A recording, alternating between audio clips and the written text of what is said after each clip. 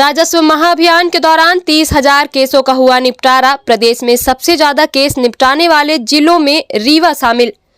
रीवा जिले में सालों से पेंडिंग पड़े राजस्व के प्रकरणों के निराकरण के लिए इन दिनों राजस्व महाअभियान चलाया जा रहा है। इस अभियान के तहत राजस्व अधिकारी रोजाना राजस्व के लंबित प्रकरणों के निपटाने का कार्य कर रहे हैं। नामांतरण, बंटवारा, सीमांकन जैसे राजस्व के हजारों मामले सालों से पेंडिंग पड़े हुए थे, जिन्हें हर तहसील स्तर पर निपटने का कार्य किया जा रहा है। रीवा कलेक्टर प्रतिभा पाल ने बताया कि हम कोशिश कर रहे हैं कि सालों से पेंडिंग राजस्व के मामलों का निराकरण किया जाए। 9 तारीख को राजस्व अभियान समाप्त हो रहा है, उससे पहले सभी पेंडिंग मामलों का निपटारा कर दिया जाए। रीवा जिले में बहुत अच्छा काम किया गया है और प्रदेश भर में सबसे ज्यादा राजस्व प्रकरणों के निपटारा करने वाले जिले में रीवा भी शामिल है। हमारा लक्ष्य है कि जिले में राजस्व अभियान के दौरान ज्यादा से ज्यादा प्रकरणों का निपटारा हो और अभियान समाप्त होने के बाद ऐसे प्रकरण बचें जिन्हें शासन द्वारा निर्धारित तय समय सीमा में किया जा सके।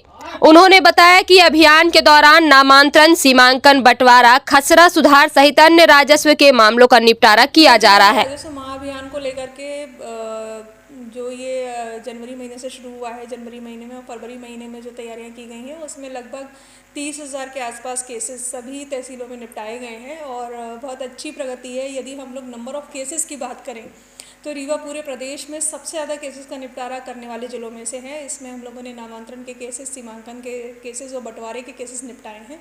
साथ ही साथ एक भू अभिलेख का समग्र पर KYC करने का मॉड्यूल आया हुआ है, उसमें लगातार टीम काम कर रही है।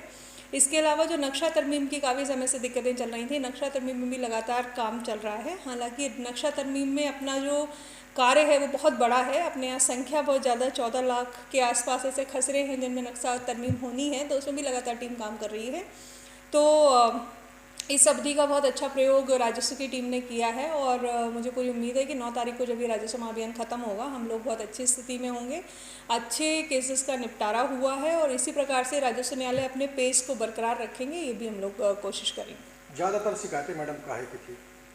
अपने यहाँ जो ज़्यादा पेंडेंसी थी वो नामांतरण के केसेस की काफ़ी ज़्यादा पेंडेंसी थी। ऐसे ही सीमांकन की बहुत पेंडेंसी थी।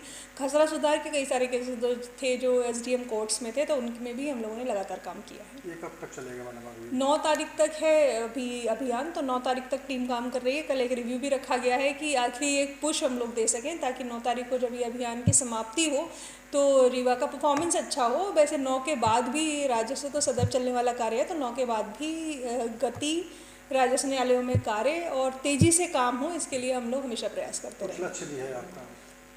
लक्ष्य रखा गया है कि जो पुराने केसेस हैं, अपने यहाँ ये था कि दो साल से ज़्यादा के केसेस किसी भी तहसील में ना पेंडिंग रहे।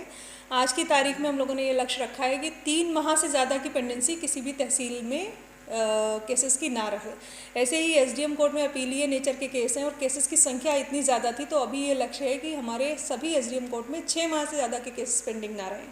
तो इस तरीके से रणनीति बना के काम किया जा रहा है और आगे चल कर के आज से 2 महीने बाद लक्ष्य हम लोगों का ये रहेगा कि राजस्व के केसेस के निराकरण के लिए जो समय सीमा निर्धारित की गई पूरे प्रदेश के लिए, वो यहाँ भी सभी राजस्व न्यायालय उनका पालन करें।